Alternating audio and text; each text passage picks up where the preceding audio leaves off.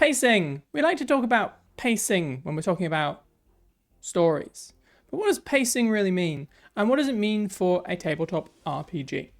I'm the Extra Galactic Unicorn, and today I'd like to talk a little bit about how to pace your tabletop RPG session, how to pace your tabletop RPG campaign, and talk a little bit about how the general structure of an actual session should work. If you're not familiar at all with how tabletop RPGs work, and if you're a budding dungeon master or looking for your first game, then this should give you a rough structure of how to go about what are you going to do blow by blow in your session. Tabletop RPGs can be a bit more than just sitting around a table. If you're looking to go into this with a bit more of a structured plan of what you're going to be doing minute by minute, then stay tuned. Let's get into the details.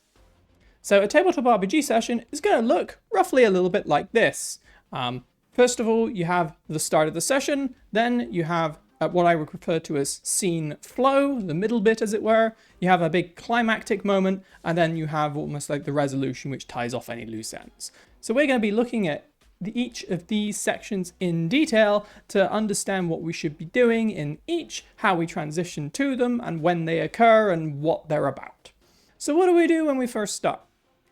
Everybody's just sat around the table, everybody's having a talk, and you're looking to actually get going. Well, the first task of a dungeon master is to first of all get everybody settled and get everybody on task.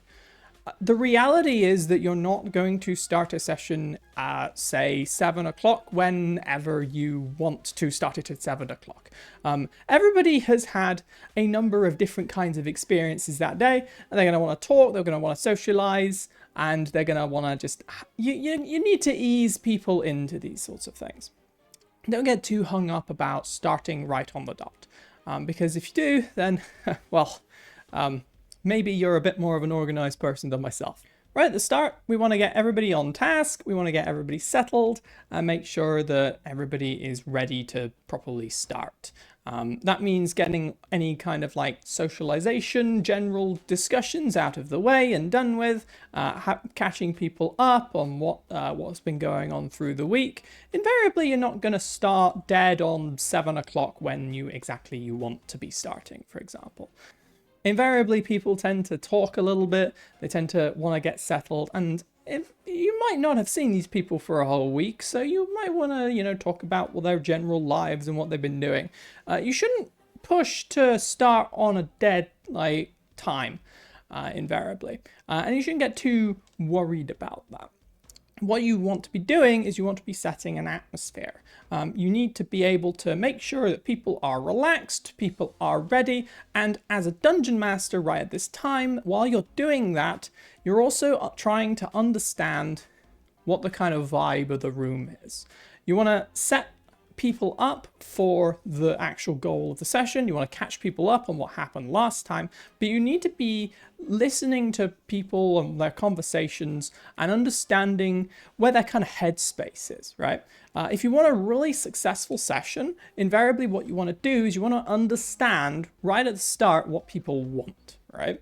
And that's quite hard to do when you're first starting off, but I encourage you to sort of at least listen to some of what people are saying and the general tone and vibe of what they're kind of giving off. It might be that they're quite tired after a long day's work, and if everybody's kind of quite low energy, then that might be a good time to have a bit of a low energy session and just say, okay, we're at this kind of point in the plot, let's do shopping or something like that, right? Maybe people aren't too eager to get into combat, and they're a bit more like they want to be talking to NPCs. So decide instead to shuffle your plots around and have some more role-play encounters and the like. Understanding what people want from that particular session is key to setting up a really good session, because right at the end of this sort of setup phase, you want to have a goal of where your session is going to end up. You, as the Dungeon Master, already want to know what the climax of this session is. In 3 hours, we are going to be here, and we are going to have done these things, because the vibe I'm picking up from my players is that they want to be doing that today. And that is exactly what you want to be doing when you first start up a session. It's very much let's prepare for what we're going to be doing. Let's catch up the players and let them know what's going on. This is actually also a really good time to say, okay, if somebody wasn't there last session, you can properly catch them up and understand. And invariably, I also like to have players be active in this phase. I usually ask them, okay, what happened last session? And invariably, they'll come up with something that they remember, or people start chipping in. And because the onus is on them, they kind of start getting enthused and involved in the session quicker, rather than you just saying, by the way, all of these things happened, now go, you know. So once you have your goal, you're going to go into scene flow. This is the middle bit of the session, and it's kind of just what you're going to be doing for the whole night, pretty much. So now that you have the end goal in sight, you want to be constructing scenes which steadily work all the way up to that goal. It might be that you had a number of ideas of what you wanted to do that session, but importantly, it's important to understand that the things you want to do on the tabletop can be moved around. One event doesn't necessarily have to preclude the other, unless there's some plot relevant detail or something like that, right? Invariably, you can shuffle things around depending on what the players want to be doing, what they want to be investigating. And once you have that idea or notion in your head that these scenes that you're trying to play are malleable, you kind of start to understand that you're not necessarily playing a structured game. What instead you're doing is you're playing characters within the context of an adventure, of a universe or a world, and you, as the DM, are supposed to be playing those characters, reacting to what what the players are doing, rather than having a set prescribed list of things to be doing. This is why a lot of people say improvisation is almost like key for a DM style. But equally then people say, well, you can't improv on nothing, right? And I'm not necessarily saying that you should never plan or never have any kind of idea of what you're going to be doing and you should be just making things up. But you need to combine those two elements to build a living world so that you're reacting to things rather than having a prescribed script.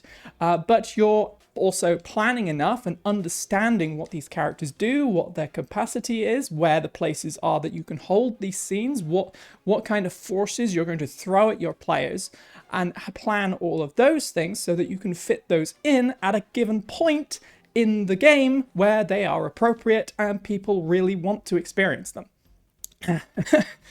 So save your best scenes for last, because they are probably going to be your ultimate climax, and you want to build these scenes up steadily. You don't want to throw your players straight into like a massive climax, unless the last session was building up to it or something like that. You don't necessarily want to go hard on having players do loads of complicated things very quickly. Not every single session, right?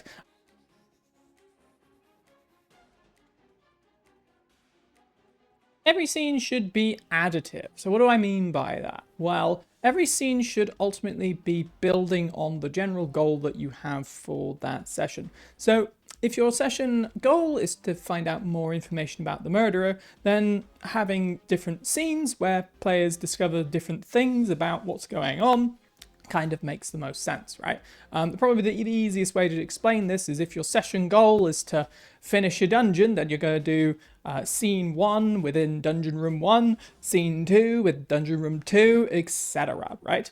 And you should also be alternating your focus too. You should have scenes which ultimately star each individual player that you've got around your table. You should be spreading the spotlight, right? You want to make sure that everybody's having fun, so you want to give every single character, every player around the table, their opportunity to shine. Brings us to the climactic reveal, the big ending. So once you have the idea of the goal in mind, you want to know what the big finale is. You need a big set piece, you need a big boss battle, or some sort of big revelation that the players are going to walk away with and go, oh gosh, that was the payoff. This is ultimately the thing that you are building towards. You want to be building in scenes anticipation towards your finale, basically. You could have something nice and subtle. You don't have to have a big set piece, but invariably if you're doing a combat focused campaign, then you want a big set piece. You want a boss encounter, and you want the environment to also be, related to that boss encounter, so that everybody remembers it and it's all nice and flashy and everything, right? So invariably, it could also be something nice and subtle too. It could be just the revelation that, oh wait, the murderer was this guy all along. And you didn't expect it to be that guy because you hid your trails nice and well. But that could be something that you're thinking. Or, oh wow, he was not just killed with a knife, he was actually poisoned instead. What does that mean, right? Or something along those lines. It should always be trying to answer a big question, like what's at the end of the dungeon, or who's the big bad guy, who am I going to have to fight, or posing some more questions. Also, again, who killed the guy? If he wasn't killed by a knife, who poisoned him, right? And then once you have had your big reveal, your big set piece moment, you want to resolve everything, basically. You need to set the scene for next time, pose the next question, have an idea of what the next goal is going to be, because invariably for the first session, you're probably not going to have an idea of what you're going into, or you're going to have an idea of, okay, we're just sort of starting things off. But invariably, as you grow over time and the sessions tick by, you're going to have you want a clear idea of where your players are heading. In big sandbox campaigns, this is critical because you need to know what you're going to have to plan for next week, right? So posing the next question, adding some sort of twist, and then letting the players actually plan, discuss a little bit what they're going to do next time. Listen to what they're going to look for, and also ask for feedback about how it was, how you're doing, how your style complements theirs, if there's something more that you could be doing to have more fun with the game, etc. This is kind of the time to say, okay, now that we have resolved everything, let's take a moment out of character. Let's actually plan what we're going to be doing next time, book our next session or something like that. Just agree maybe or figure out if anybody's got holiday, stuff like that. It's a bit of a cross between easing yourself out of that big climactic ending and then going to more the hard logistics once again of actually managing a session. So to conclude, it's important to go in with a plan. Improvisation only gets you so far.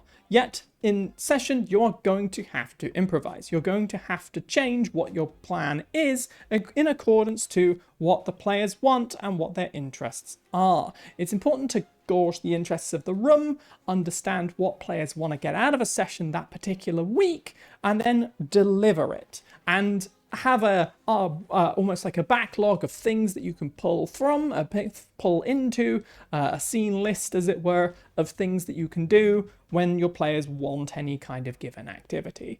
You should always be one step ahead. Even in a sandbox campaign, you need to be 1-2 steps ahead, usually. But players should never really feel like you're 2 steps ahead of them. Because at the end of the day, they're supposed to be making choices, and those choices are supposed to be freeform. But invariably, what you want to do is you want to narrow down the choices as much as you can, or at least not narrow down their choice, but narrow down almost like the expectation that you're going to go into, because you know that they have already made that choice, and that is what they're going to be doing. This is a balance, right? This is a balance between understanding what the players are going to be doing next week and actually getting to that week and realizing Dave has had a crap week and he's kind of a little bit drunk, so maybe we shouldn't do the really, really complicated combat which I had planned and settle out like that. There's all sorts of weird practicalities when it comes to running tabletop RPG sessions, and this kind of scratches the surface of some of those. So I hope you've found this enjoyable. I hope you have found this useful. Thank you very much for listening. If you want more talks about tabletop RPG topics like this, feel free to drop a subscription. It'd be much appreciated. And I'll see you again next time. Cheerio.